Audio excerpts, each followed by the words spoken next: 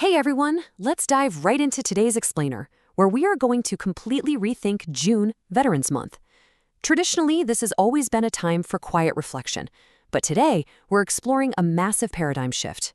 We're talking about moving away from a passive mindset, where someone might just receive benefits, to a really active, powerful dedication to our society.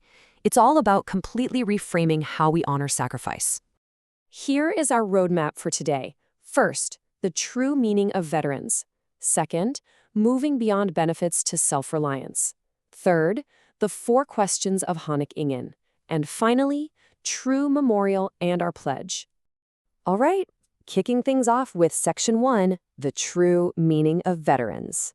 So usually when June rolls around, we treat Veterans Month as this quiet, designated time to remember those who made the ultimate sacrifice for our nation. And on a practical level, it often involves families who've suffered a loss registering for government financial assistance. It's very much a time focused on looking back and, receiving state support. Now, we really need to make a clear, empathetic distinction here. Obviously, when a family falls on hard times because of a sacrifice made for the country, getting temporary help is absolutely necessary. It's totally justified. But here's the catch. Relying on that help indefinitely, especially when a person is perfectly capable of standing on their own 2 feet, that becomes a serious issue. It actually creates a trap that can completely stall your own personal growth. Which leads us perfectly into Section 2, beyond benefits to self-reliance. Here's the crucial takeaway. Those state benefits, they're funded by the blood, sweat, and taxes of your fellow citizens. And mindlessly consuming that taxpayer money without trying to build your own self-reliance creates this devastating cycle of dependency. Honestly, continuing to demand more money instead of building your own strength, that's going to make your life literally 10 times harder down the road. So, we need a complete paradigm shift. The old way of doing things is essentially a cycle of dependency, relying on taxpayer money and always trying to figure out how to get more state benefits. But the new paradigm? It's about cutting those cords. It's about recognizing when you've regained enough strength to break the chains of dependency and actively build your own self-reliance. That is a real game changer. And when the real turning point happens? It's when our mindset completely flips. We have to stop asking, how can I take from the system for my own personal success? And start asking a much, much bigger question. What can I actively do for society? Seriously, this isn't just some nice, feel-good thought.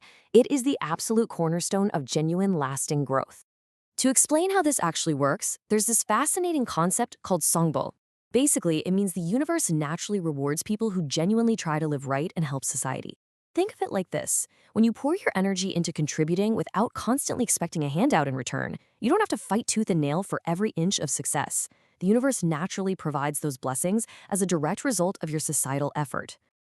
All right, let's move to Section 3, the 4 questions of Hanek Ingen. Now, instead of handing us some strict instruction manual of rules to follow, this philosophy encourages us to use deep philosophical questions. In this context, these are called a hawadu, basically a meditative topic. By holding onto a hawadu every single day, you're not just blindly following orders. You're actually sparking your own internal growth and completely shifting how you see your place in the world. And just look at how beautifully this zooms out. You start small, asking, what should I do for my neighbor? Then you expand it. What should I do for society? Then the nation, and finally, the big one. What should I do for humanity? By asking these questions incrementally every single day, it completely rewires your habits. You go from looking strictly inward to having this grand, outward-looking perspective. So how do we actually put this into practice? That brings us to Section 4, true memorial and our pledge. This introduces a really powerful concept, social parents. This means the adult citizens, the community leaders, basically all of us who hold a stake in guiding our culture. It's up to us, the social parents, to take the lead here. We need to grab Veterans Month by the horns and turn it from a passive holiday that's usually left to government officials into a time of active, meaningful remembrance driven by the citizens themselves. And there's actually a very specific starting point for this: the UN Memorial Cemetery in Busan. This place has absolutely incredible global significance. It is the only UN cemetery of its kind in the entire world. It's the final resting place for young soldiers and generals from all over the planet who came to a country they didn't even know, risking everything to pull Korea out of the darkness. This sacred ground really needs our active care, our love, and our visits. To honor them properly, we're given a really specific timeline for June. First, gather your friends, your family, or your team, and make it a priority to visit the UN cemetery in Busan within the first 6 days of June. Get that global respect paid first. Then, for the mid to late parts of the month, you can focus on visiting the local national cemeteries closer to your home. And speaking of those local spots, like the National Cemeteries in Daejeon or Dongjaekdong in Seoul, we absolutely cannot forget their immense importance. These grounds house former presidents and domestic heroes whose deep sacrifices literally laid the groundwork for our modern history. They left us with vital historical lessons, and they completely deserve our active, profound respect. Now, you might be wondering, what do I actually do when I visit? Well, you don't need some huge, elaborate ceremony. Instead, you just offer this simple, deeply respectful pledge. I will do my best, so the reward of your sacrifice can be realized.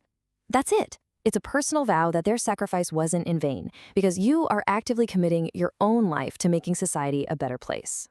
So, what happens when we actually live like this? Well, there's an incredible promise attached to this philosophy.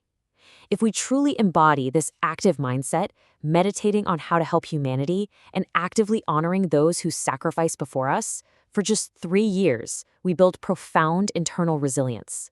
3 years. That genuine effort structurally changes our lives and literally wards off future hardships.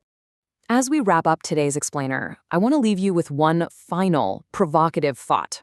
We've talked about the absolute dangers of relying endlessly on what the state can give us and the incredible power of contributing. So instead of sitting back and asking what society owes you, ask yourself right now, what are you going to step up and do for society today? Thank you so much for joining me to explore this profound topic.